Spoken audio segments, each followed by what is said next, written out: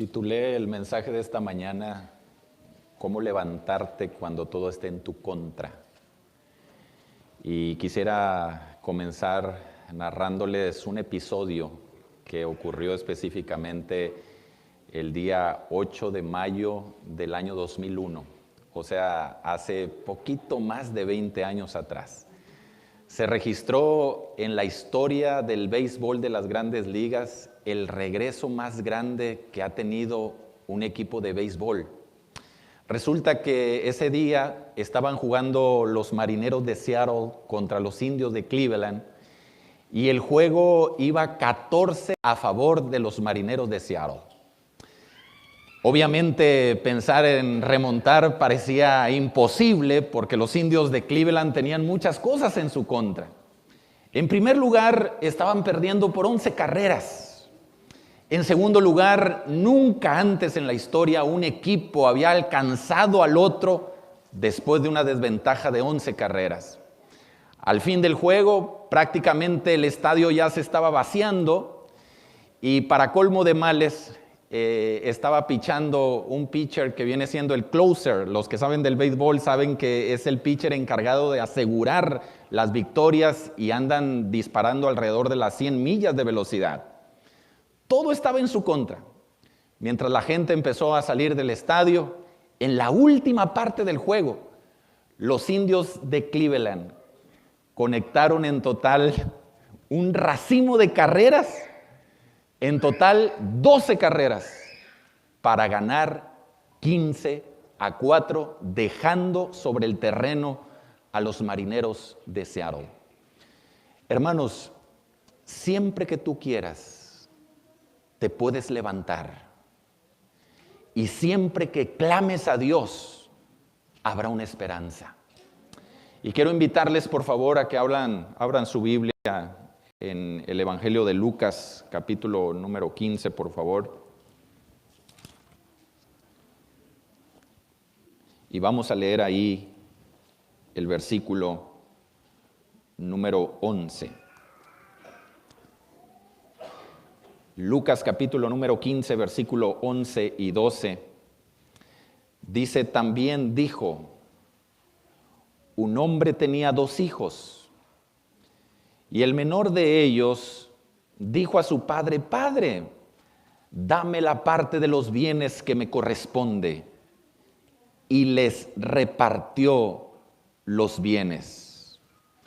Versículo 13, no muchos días después, juntándolo todo el hijo menor se fue lejos a una provincia apartada y allí desperdició sus bienes viviendo perdidamente. Noten que la historia dice, la parábola dice que este padre tenía 2 hijos. Tenía 2 hijos. Pero es interesante que uno de ellos se quería quedar, pero el otro se quería ir. Aquí esta mañana hay gente que se quiere quedar en la casa del Padre. Hay gente que anhela perdón, que quiere vivir en santidad, que quiere comenzar una vida nueva. Pero yo estoy consciente también que aquí hay gente que les atormenta la presencia de Dios. No se sienten del todo cómodos con la alabanza. Les incomoda saludar al pastor. O bien se ponen un poquito nerviosos cuando hay un llamado al altar. La presencia de Dios los atormenta. ¿Por qué? Porque sus deseos y sus pretensiones se derriten ante la santidad de Dios. Y yo quisiera preguntarles esta mañana, ¿usted es de esas personas que se quiere quedar o es de esas personas que se quieren ir? Si usted se quiere ir, usted es libre usted puede ejercer su derecho de libre albedrío y usted puede irse de la casa del Padre. Pero usted siempre debe de saber algo, que cuando usted se aleja del Padre, usted tiene que enfrentar las mismas consecuencias que enfrentó el hijo pródigo cuando se fue lejos de la presencia del Padre.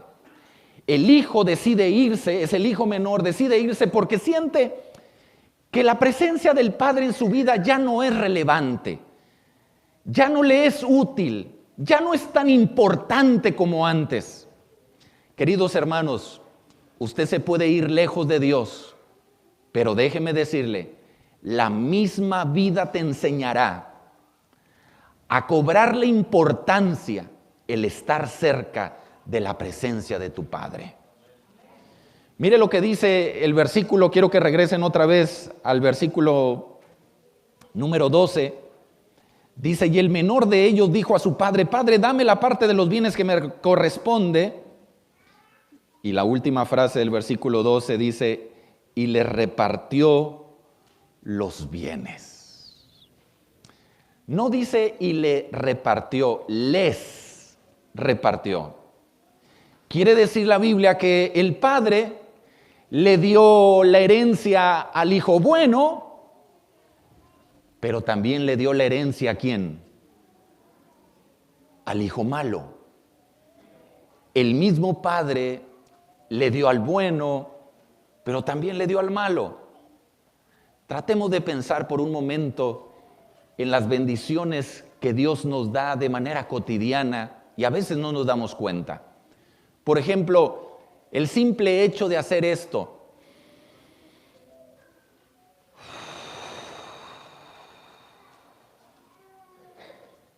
Es una bendición, ¿no creen? Hay gente que necesita tener un tanquecito de oxígeno. Hay personas que caminan lugares públicos con un carrito y un tanquecito de oxígeno conectado a su nariz, conectado a su boca. ¿Cuánto te cuesta un tanque de oxígeno? ¿Cuánto te cuesta? $200, $300 te cuesta el tanquecito de oxígeno.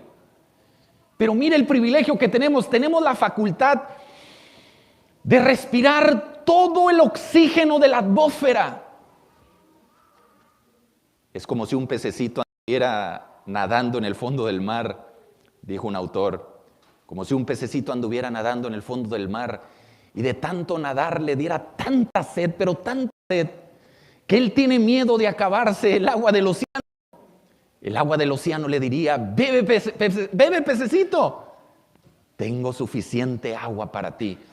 Qué privilegio es poder respirar el oxígeno. Hermanos, Dios nos cuida cada día. Y si estamos aquí sentaditos hoy, es porque Dios nos ha cuidado. ¿Cuánto te costaría a ti un guardia de seguridad? $500, $600 a la semana, eso pagarías por un guardia de seguridad. Pero no estamos pagando guardia de seguridad y de todas maneras Dios en su gracia nos cuida. Miren, yo puedo decidir esta mañana mover esta mano, mover mi cabeza, puedo mover mis pies, pero hay algo que yo no tengo facultad de hacer. Yo no tengo facultad de decidir, yo puedo parar esa maquinita que traigo dentro de mi pecho. Tú puedes mover tu mano y pararla cuando tú quieras, pero tú no puedes decidir en qué momento parar esa maquinita que está trabajando dentro de tu pecho todos los días. Tú te tomas vacaciones, te tomas una siesta, puedes dormir 10 horas en la noche, pero esa maquinita sigue trabajando. Y esa maquinita trabaja porque te es impuesta solamente por la bendita gracia del Señor. Tienes alimento, tienes comida, tienes trabajo, tienes un esposo, tienes una esposa, tienes casa, tienes techo, tienes un auto. ¿Se imaginan ustedes que Dios nos diera todas estas cosas solamente cuando nos portamos bien, pero que nos las retire cuando nos portamos mal? Entonces Dios le da al bueno, pero también le da al malo. ¿Se han preguntado ustedes, aunque esta historia es ultra, hiper conocida, se han preguntado ustedes por qué el hijo decidió abandonar la presencia del padre? ¿Por qué decide marcharse de la casa?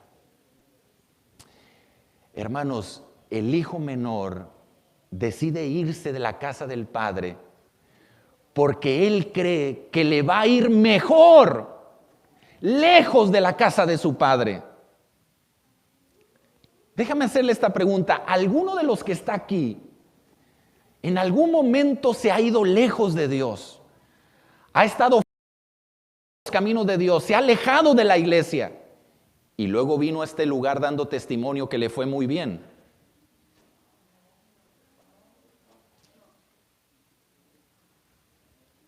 ¿Quién se ha alejado de Dios y le ha ido bien? No lo busque en su Biblia, pero el libro de Job 9:4 dice, ¿quién se alejó de Dios y le fue bien? A lo mejor no perdiste mucho dinero, pero en ese tiempo se desmembró tu matrimonio.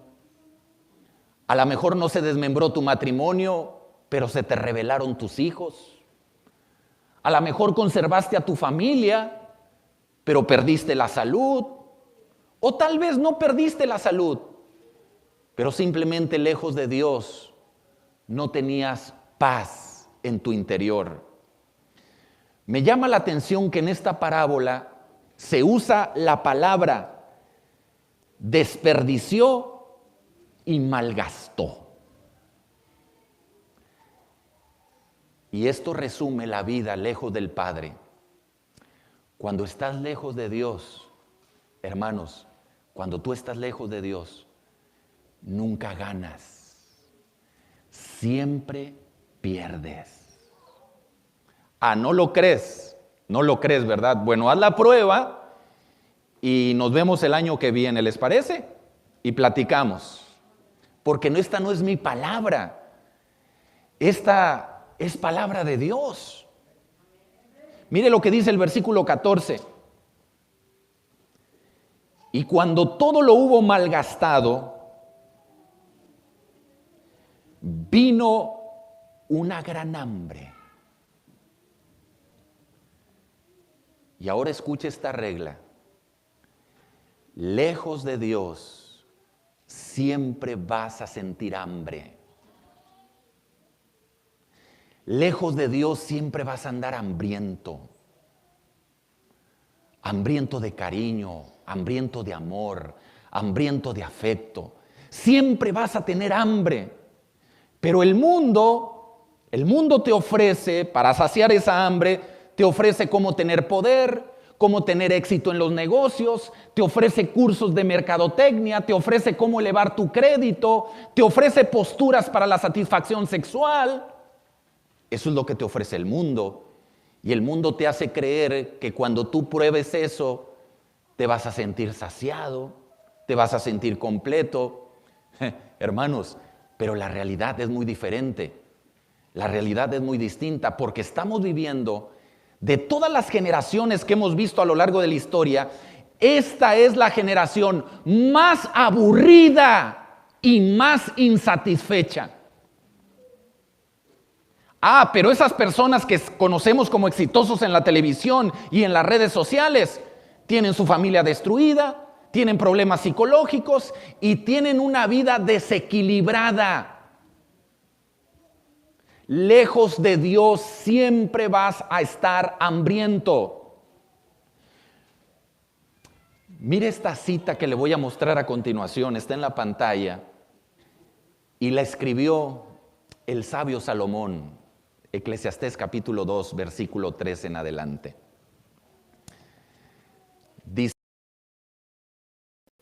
Dice Salomón, quise luego hacer la prueba de entregarse a ¿qué cosa? De entregarme al vino, de aferrarme a la necedad, hasta ver qué de bueno le encuentra el hombre a lo que hace bajo el cielo durante los contados días de su vida. Versículo número 8. Dice Salomón, amontoné oro y plata de reyes y provincias. Oiga, eso no era poca cosa. Me hice de cantores y cantoras. Disfruté de los deleites de los hombres. Formé mi propio harén. Y se usa el término harén para referirse a un conjunto de mujeres que tienen el propósito de dar satisfacción. Versículo 8. Me engrandecí en gran manera. más que todos los que me precedieron en Jerusalén. Y mire lo que dice el verso 10. No les negué a mis ojos ningún deseo. ¿Hay algún deseo carnal del cual se privó Salomón?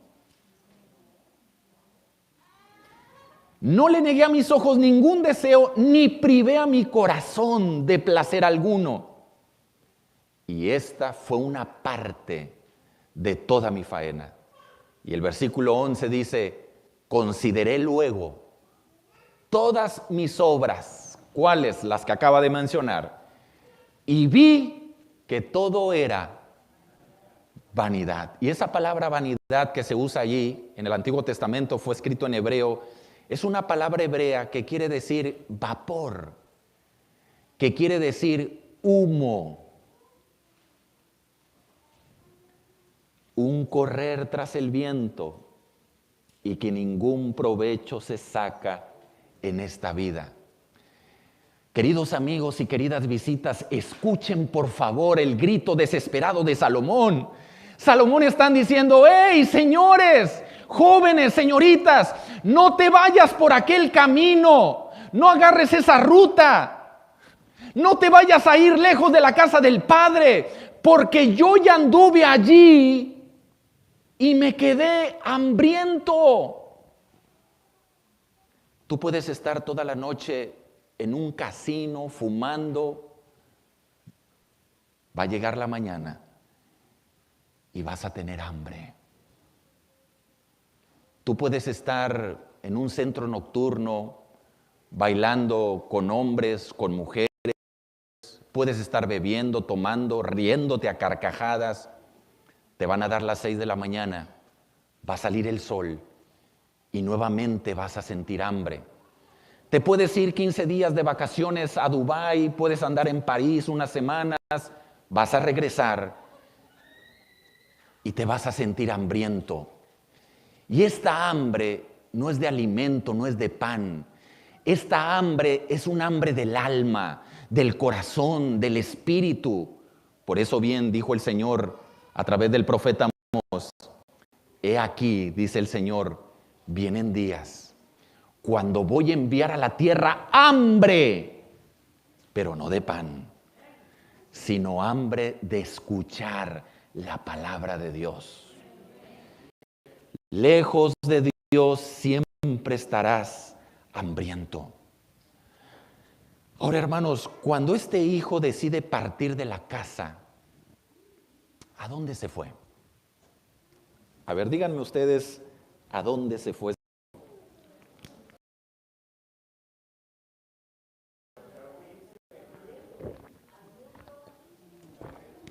Según el texto que dice, dice que se fue a una provincia lejana. Nosotros hoy en día entendemos la provincia, nosotros entendemos provincia como un territorio que está fuera del área de la capital. Sin embargo, la palabra provincia en el contexto no se refiere al concepto como lo conocemos nosotros, porque una provincia en la época del Imperio Romano era un territorio o una ciudad conquistada por los romanos, pero que estaba del otro lado del mar, es decir, más allá de la península itálica. Toda ciudad que conquistaban del otro lado del mar, del otro lado del lago, era una provincia. Más o menos como en el año 1400, obviamente después de Cristo, se creía que la tierra era plana. Como hoy en día también hay una teoría, ¿verdad? Y bastante fuerte, apoyada científicamente, la teoría de la terraplaniente. Pero en aquel tiempo, 1400, se consideraba que la tierra era plana. Y en el sur de España, cuando uno llega a la parte sur de España, se va a encontrar con el mar, que viene siendo ahí el estrecho de Gibraltar, que es una partecita ahí del Océano Índico. Se consideraba que del otro lado del estrecho de Gibraltar, del otro lado del mar, estaba el infierno. Y eso era lo que creía Cristóbal Colón. Y allí, justo en la orilla, justo en la costa del sur de España, colocaron un anuncio que decía, en latín el anuncio decía, non plus ultra, que quiere decir, no hay nada en el más allá. Ellos consideraban que en el más allá estaba el infierno. Y como la tierra era plana, había un punto donde cruzabas el mar, el estrecho de Gibraltar, y ¡pum!, te ibas al infierno. Hermanos, cuando tú te alejas de Dios, no hay nada en el más allá. No vas a encontrar nada bueno lejos de la presencia de tu Padre. Mire lo que dice, por favor, el versículo número 18. Vea lo que dice Lucas 15 y el verso 18. Dice, me levantaré e iré a mi Padre y le diré, Padre, he pecado contra el cielo y contra ti. Noten ustedes, hermanos, que cuando aquí el texto dice, me levantaré, este hijo no está ejerciendo su voluntad. Solamente está esto en el pensamiento. No se está levantando en ese momento. Él está diciendo, me levantaré. No está ejerciendo su voluntad. Lo está pensando, lo está meditando. ¿Y por qué lo está pensando? Puede ser para sobreponerse a esta sensación del peso de fracaso que tiene sobre sus hombros. Hace unos años leí una historia. Es realmente una fábula donde estaban deliberando los animales en la selva quién iba a ser el rey de la selva. Tuvieron una reunión, tuvieron una junta y querían decidir quién era el rey de la selva por el hecho de que en la selva, en ese territorio, había 3 leones y de esos 3 querían elegir uno. Llegaron al acuerdo que el león que llegara primero a la cima de la montaña, que llegara hasta la punta de la montaña, él iba a ser el rey de la selva. Así que fueron por turnos. Comenzó el primero, comenzó a escalar la montaña, pero cuando ya iba a 3/4 partes de la montaña, se vino abajo y cayó. Vino el segundo león, empezó a subir, y cuando iba a la mitad de la montaña, se vino abajo y se cayó. Vino el tercero, comenzó a subir la montaña, y cuando apenas iba a 1/4 parte de la montaña, se vino abajo y se cayó. Tuvieron otra junta los animales para determinar qué iban a hacer ahora. ¿Quién iba a ser el rey de la selva? Pero en esa junta tomó la palabra el águila y dijo lo siguiente: el tercer león debe ser el rey de la selva, porque el primero de ellos, cuando iba cayendo, dijo, es imposible subir a esta montaña. El segundo, cuando iba cayendo, solamente iba pensando en el golpazo que se iba a dar allá abajo. Pero el tercero, dijo el águila, cuando iba cayendo, dijo, montaña, esta vez me derribaste, esta vez triunfaste, pero recuerda que tú vas a seguir en el mismo tamaño y muy pronto yo te voy a conquistar. Queridos hermanos, no sé si esta mañana hay alguien que moralmente se siente caído, se siente derribado, su espíritu lo trae por los suelos. Cuando caminas con tu mirada baja y arrastrando los pies. Tal vez te sientes fracasado, tal vez ahora ya no tienes ganas de nada, o quizá incluso has llegado al punto de entregarte a la desesperanza. Pero hay algo que te dice, esa no es la solución. Cuando tú estás en este tipo de procesos, por la circunstancia, no sé si les ha pasado, pero Es un momento un poquito incongruente porque te preocupas por todo, pero a la vez no te interesa nada.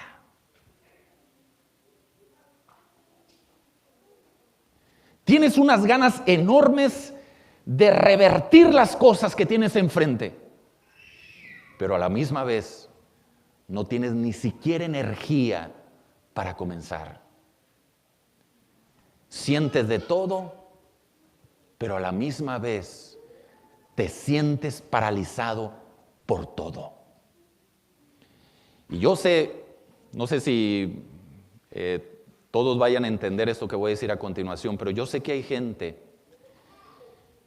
que solamente el acto de levantarse de la cama cada mañana tienen que hacer un gran esfuerzo. Y de verdad, mi reconocimiento y mi aplauso para aquellas personas que se levantan todos los días de la cama y no tienen ni siquiera un motivo para estar viviendo.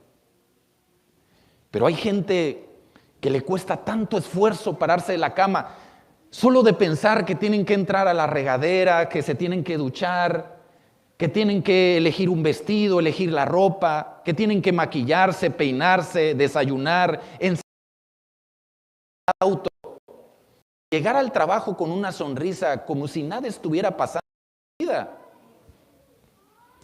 Es ahí donde te preguntas, ¿cómo le hace toda la gente para levantarse con tanta facilidad de la cama?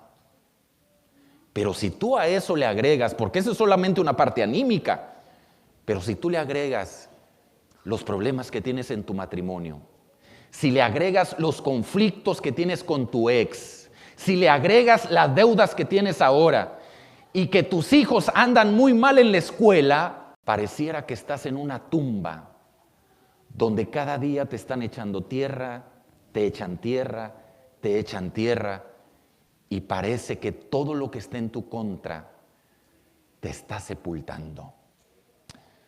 Pero esta mañana yo les traigo buenas noticias, porque de eso se trata el Evangelio, de traerle buenas nuevas a la gente.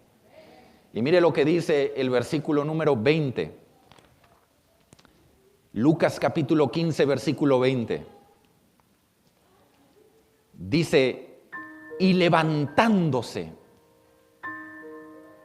o sea, ya está ejerciendo su voluntad, y levantándose vino a su padre, y cuando aún estaba lejos, lo vio su padre, y fue movido a misericordia, y corrió, y se echó sobre su cuello, y le besó. Y el hijo le dijo, Padre, he pecado contra el cielo y contra ti. Ya no soy digno de ser llamado tu hijo. Hasta ahí. Hermanos, cuando la Biblia dice que este joven dijo, me levantaré, ¿me van a decir ustedes que este joven o este hijo estaba acostado en su cama? ¿Por qué dice la Biblia, me levantaré? Lo que quiere decir la Biblia es que el hijo dice, me sobrepondré a esto. Tengo todo en mi contra, pero me voy a levantar de esto. Tengo una losa bien pesada encima de mí, pero me voy a sobreponer.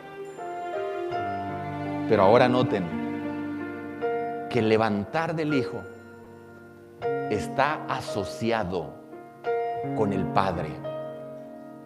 Las dos veces que se usa en la parábola la palabra levantarse, está asociada con el Padre. Me levantaré e iré a mi Padre. Y levantándose vino a su Padre. No puede haber un levantamiento a menos que el Padre esté asociado en tu vida. No sé si esta mañana hay alguien que se siente derribado, que se siente moralmente destruido, o bien que tal vez ha perdido la esperanza.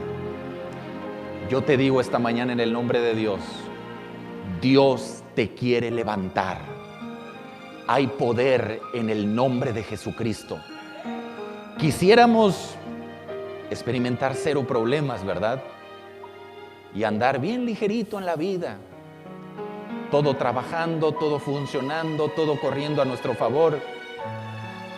Pero el apóstol Pablo en Romanos 8 dice que Dios quiere que seamos vencedores. Pero ¿cómo vamos a ser vencedores si no tenemos nada que enfrentar? Pablo dijo en la carta a los Corintios, estoy derribado, dijo Pablo. Él no dice la situación que está pasando, pero no está derribado físicamente, está derribado en su interior. Y Pablo dice, estoy derribado, pero no estoy destruido, porque por medio de Él somos más que vencedores, por medio de aquel que nos amó. Si Jesús se levantó de la tumba, ¿tú crees que habrá una circunstancia en tu vida en la cual Dios no te pueda levantar? Hay poder en el nombre de Jesucristo. Si esta mañana hay alguien que necesita oración, que necesita el poder de Dios, la mano de Dios, la intervención de Dios en su vida, yo le quiero invitar para que en este momento deje su asiento y venga aquí al frente. Yo quiero orar por usted. ¿Necesitas oración? Venga, acérquese, hermano. Venga, acérquese, hermano. Venga, acérquese aquí.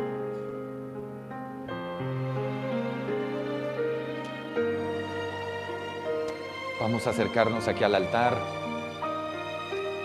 Vengan aquí.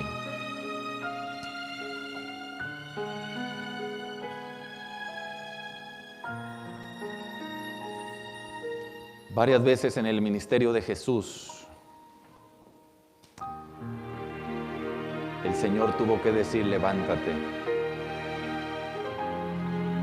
Se lo dijo al hijo de la viuda de Naín, se lo dijo a la hija de Jairo, se lo dijo a Lázaro, levántate. Y cuando Dios dice levántate, es porque Él sabe que hay poder en su palabra. Y siempre que Dios le dijo a alguien en el Nuevo Testamento, levántate, así fue. Hay mucho poder, mucha energía en la palabra de Dios. Tanto poder que Él llamó a la existencia a todo lo que Él quiso por su palabra. Levántate en el nombre de Jesucristo. Oremos, Señor. Quiero interceder por mis hermanos, por mis hermanas, visitas y jóvenes, especialmente a los que vinieron aquí al frente a este altar. Porque yo sé que en el fondo de su corazón te necesitan. Ellos, Señor, claman por tu nombre. Claman por tu poder. Claman por una victoria, pero no pueden solos. Hay circunstancias en su vida, hay espíritus maléficos que los asedian, hay probablemente errores que ellos mismos cometieron que a lo mejor están enfrentando. Yo te quiero pedir, Señor, que tú los puedas sostener en tu gracia, que pongas en ellos un nuevo espíritu, una nueva actitud, que cada mañana cuando abran sus ojos por las mañanas puedan sentir una nueva gracia que viene desde los cielos y que les da el poder de enfrentar cada día. Gracias, Señor, por tu palabra, porque tu palabra es santa, es verdadera, es bendita. Gracias porque tu palabra sana y restaura corazones, Señor. Hoy nos consagramos a ti, nos encomendamos a ti, en el nombre poderoso de Jesucristo. Amén.